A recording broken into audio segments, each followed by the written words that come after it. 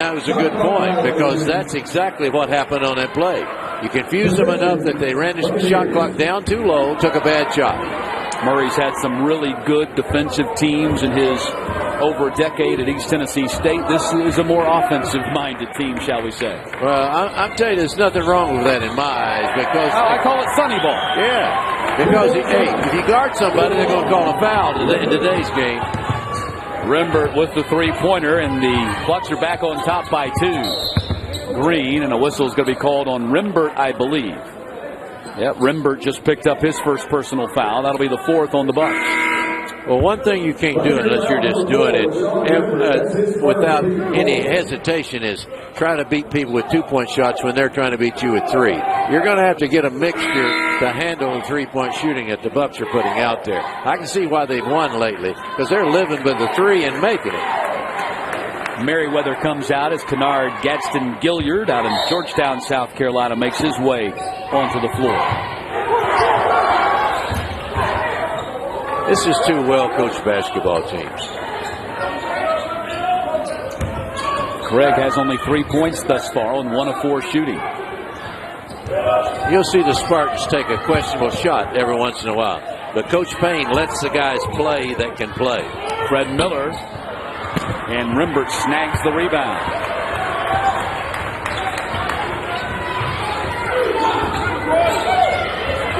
Jalen Riley nearly loses the dribble, ends up in Rembert's hands, and he sinks the three-pointer. That's 6 3-pointers for the Bucks here in the first half. They're up by 5 again. Boy, they're living well. Living with the 3 and living well.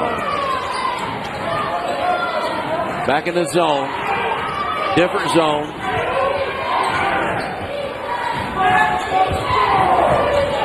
Glenn inside and 1.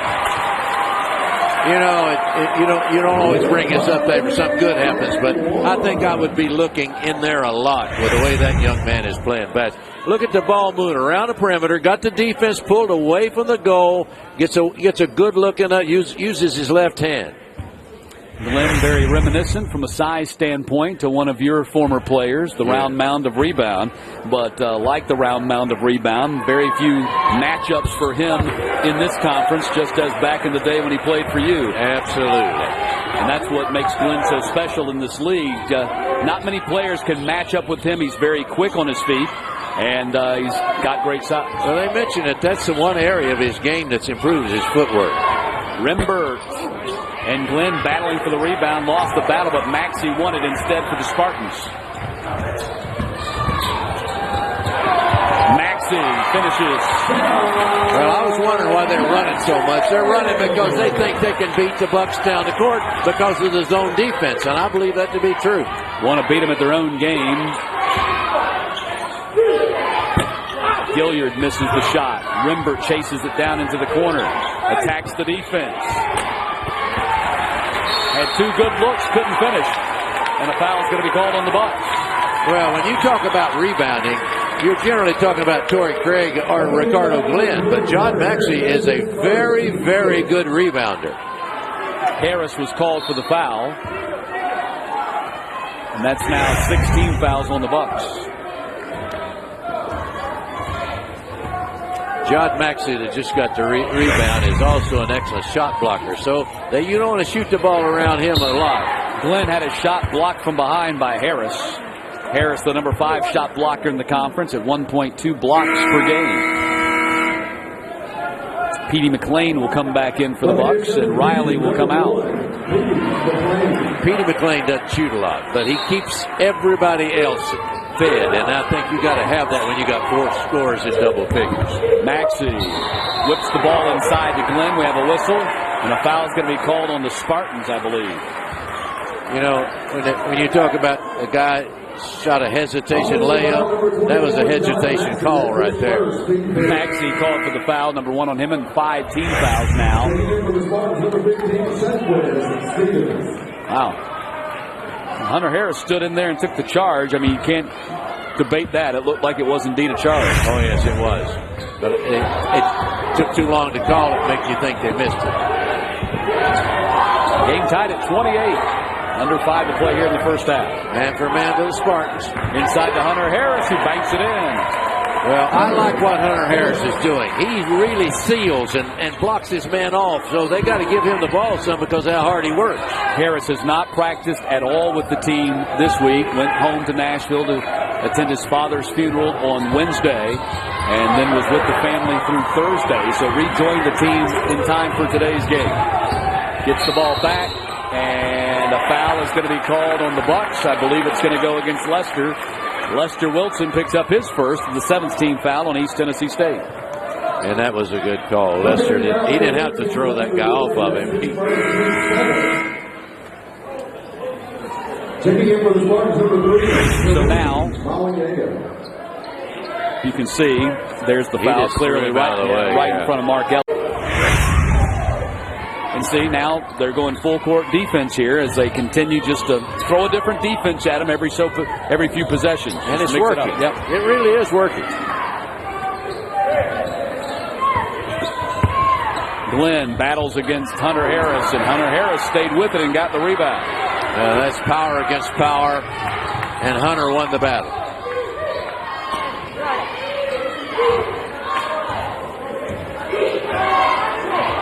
High ball screen will take place now. They're going to hit the wing. They've been learning a lot of high ball screen stuff. Craig knocks the ball out of bounds with 16 on the shot clock. 3.5 minutes to play in the first half. Got a good one going on here in Spartanburg with Bucks on top by 2. A few more by the Spartans. One of the big statistical differences in the game, East Tennessee State has scored 9 points off of 9 Upstate turnovers, while the Spartans have scored only 1 point off of 5 Buccaneer turnovers. The other big statistical difference is that the Bucks have scored 9 points from behind the three-point line, 9 points more behind the three-point line than the Spartans have. I think they've got a little bit better look than Eddie Payne thought that they would, because they worked so hard on stopping Lester Wilson. But Lester's got some awfully good looks. Another whistle. This one's going to go against the Bucks. I'll tell you, the one thing the Bucks has to guard against is foolish fouls away from the ball, because their team has got to keep their scorers on the floor. They now have 2 players with 2 fouls, Coach, Rimbert and Harris, as Harris just picked up his second foul just moments after Rimbert had picked up his on the offensive end. Yeah, and I think they go in the category of foolish fouls, too, because they're occurring away from the ball. Glenn averaging 12.8 points per game, leads the ASUN Conference 7.9 rebounds per game. We already told you he's the #1 offensive rebounder in the conference, and not a bad free throw shooter, though he missed his first. He's 71% at the line for the season. There's the high ball screen. It turned into an isolation play for Hunter. Hunter Harris falling away. Merriweather on the offensive glass puts it in. East Tennessee State actually has 1 more offensive rebound than the Spartans do right now. Yeah, that's a surprising thing right there. You say they're not a good rebounding team, but they're a team rebounding team, not an individual rebounding team. Spartans are the #1 rebounding team in the conference. They have a +6 rebounding margin in conference games.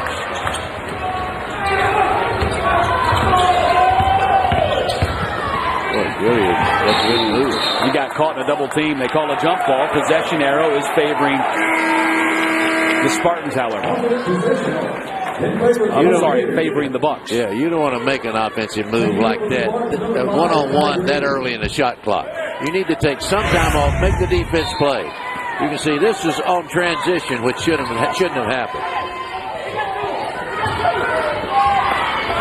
Rimbert finds his spot and nails it. Rimbert now has 3 3-pointers in the game. Wilson and Rimbert both have 3 3-pointers here in the first half, and it's now a 7-point lead, which is the largest for the Bucks. When you make a commitment to threes and you got catch and shoot 3-point shooters, you've made the correct commitment.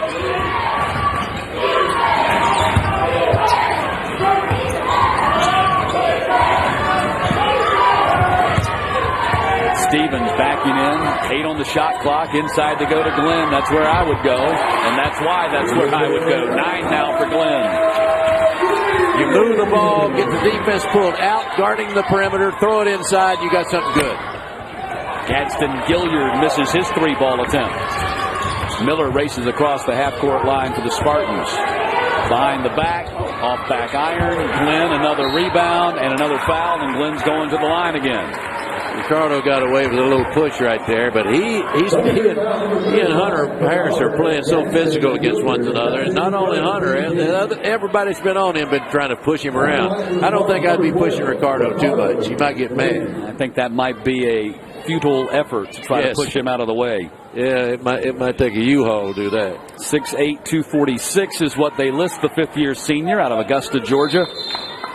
Strong the last 11 games, averaging 15.6 points, 10.3 rebounds per game. Well, Matt, we've been coming here throughout his career. Well, he'll tell them once. Now, Pat will do this. He'll tell them once, and if they don't adhere to that, he'll start calling stuff. Now, he's that way.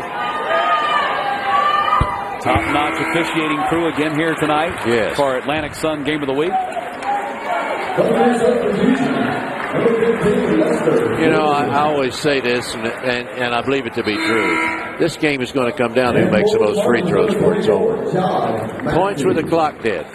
And second chance opportunities are more the reason that you win or lose than anything in the game, I think. Well, Coach, if you're right, that would favor Upstate since they're already shooting the double bonus. Yeah, and the thing about it, the Bucks are committing foolish fouls. Well, this was a foul on the ball here, but most of their fouls have been away from the ball. Lynn now has 11 points and 3 boards.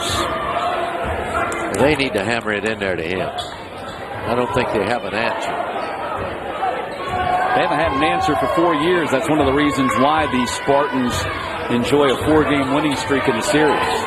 The Bucks, basically, except for the point, is the same size type team. You can play a lot of positions when you're same size, but it also affects your rebound. Merriweather with his third basket of the game. He's got 6. That young freshman is a good-looking player. I like him.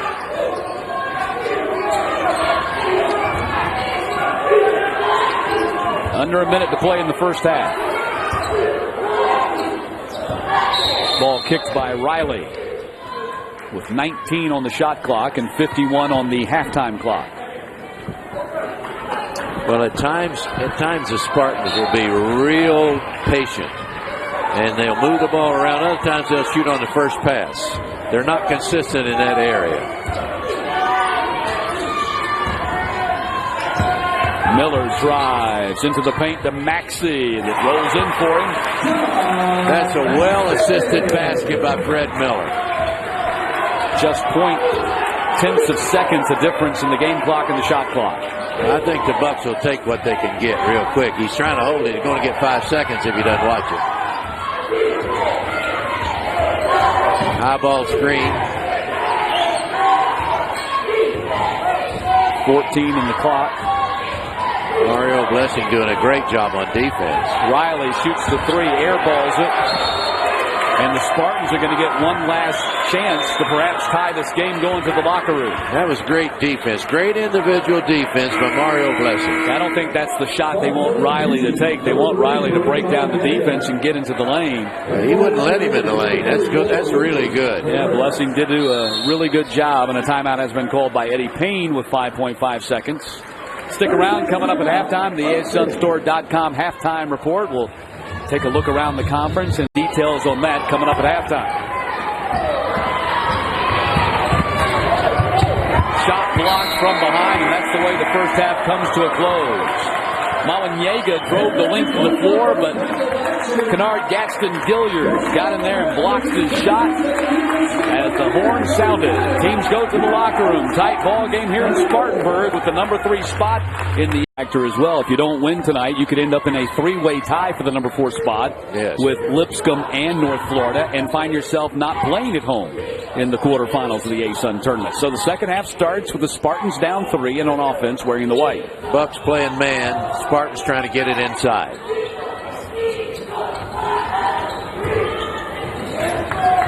Lob inside to Maxey, and Maxey finishes it off the glass. John Maxey with his 5th basket. He's 5 for 5 from the floor and has 10 points. John scores quiet points. You don't see the things that he does. He ends up with double figures. Rembert knocks down another 3, his 4th three-pointer of the game, and the ASUN's leading scorer in conference play now has 16 here. Now, he doesn't have to do it to catch and shoot. He can run into a 3, and he just showed you that with a great 3-point shot. One of the hardest shots to hit in the game. Murray Bartow feels like he's having a first-team A-Sun type season, and at 17 points per game in league action, I would have to agree with him. Oh, I think he's in for Player of the Year. I think he should be. He's in the conversation for sure. Rimbert with another point in the paint. 2 more to give him 13. Wow. Rimbert now with 5 3-pointers. Well, they're going to have to hit some threes. You can't live off twos when they're living off threes. It's that Pitino math, as they call it. Rick Pitino first introduced it to the college basketball game when his Providence team made it to the Final Four back in the 80s. He was the guy who was the first guy who really bought into the 3-point field goal concept. Oh, yeah. He came into SEC and I left immediately. Wilson with the miss. Craig fouled by Merriweather on the play. And that'll put Torrey Craig at the line. Torrey Craig only 3 points in the first half in this matchup of Rimbert versus Craig. It's been all Rimbert so far tonight. No question. And he spent a lot of time on the bench because he was taking some bad shots. And now he kind of lives off bad shots. But he wasn't knocking down any of those. Timeout call by Murray Bartow here in the approach to the game. But both of them with a 17-13 overall record, both of them with a 10-7 conference record, and both of them have hit 16 field goals through the first 22 minutes of this game. Yeah, there's a big difference in inside play only. Glenn down on the deck, covering the fumble. He got on top of it. No one's going to move him off of it, and the possession arrow is pointing in favor of the Bucks. I think he was trying to get a timeout, and nobody would listen.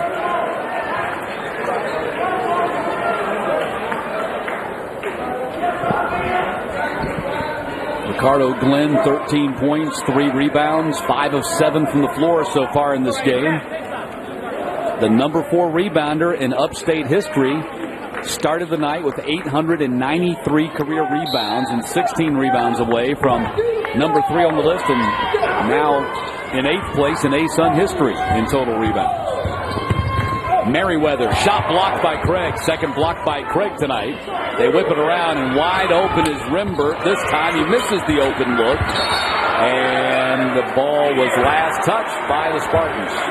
I tell you what, Hunter Harris is playing big around the basket. He's playing with a lot of power. He's moving people around, and he's really hitting the boards. He doesn't have stats to show for it, but his movement and his physicality is sure showing up. Harris's stats, 6 points, 2 rebounds, gets the ball and missed the shot. Maxey battling for the rebound, got fouled by the Bucks.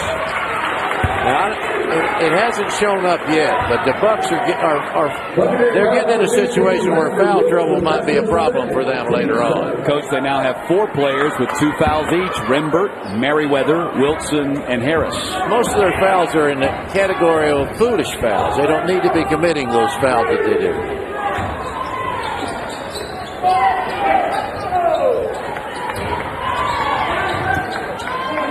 You don't want the ball to stop when it hits your hands like it did for Ty Green, and he needs to get the ball moving. High ball screen. Craig over the back, or did they say off the top of the backboard? Yeah.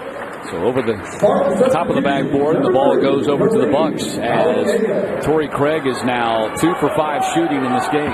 Yeah, he's not doing very well. John Maxey is a kid that people would love to watch away from the ball. He positions himself to get rebounds, and I like the way he really works at it.